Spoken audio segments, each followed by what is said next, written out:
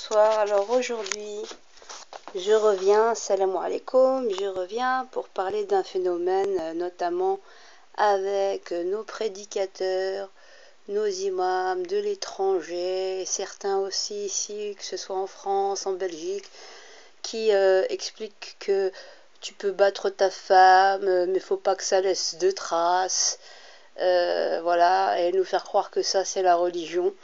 Et que c'est basé soi-disant sur des textes. En fait, je voulais donc adresser ce petit message aux reliques de Quraysh, auxquelles on a encore le droit de scoltiner encore jusqu'en 2017, et faire une mini parodie avec la poupée de ma fille, qui est ici, et qui est maintenant, qui n'est pas voilée. Voilà, t'as vu ces beaux cheveux là? T'as vu ces beaux cheveux, regarde. Regarde, t'as vu ces beaux cheveux? Regarde, regarde. Ils sont beaux, hein. Ils sont excitants, hein, n'est-ce pas? Allez. لا يجوز شرعا يا مرأة انت يا عورة انت يا لازم تغطي روحك تستري روحك ديري الحجاب.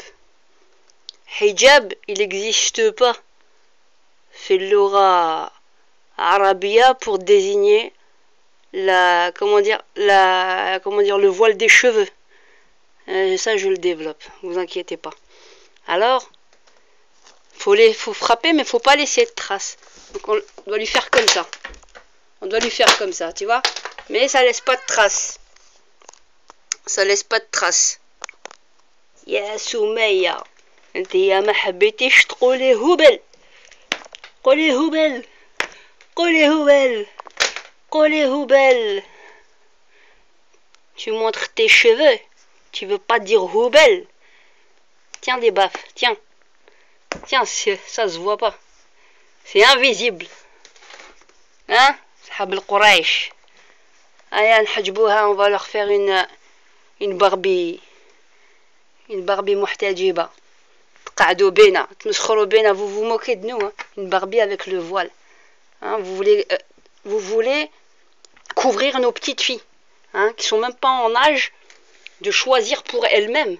Alors que Aïcha radhiyallahu anha, le jour où ils se sont couvertes, supposées couvertes, les cheveux, elles se sont couvertes les cheveux, et je mets deux petits, vous voyez là, les deux petits, entre guillemets, hein, elles avaient 17 ans, elles étaient en âge de décider. Aïcha radhiyallahu anha, elle n'a jamais eu 9 ans quand elle s'est mariée avec le prophète, elle en avait entre 17 et 20 ans.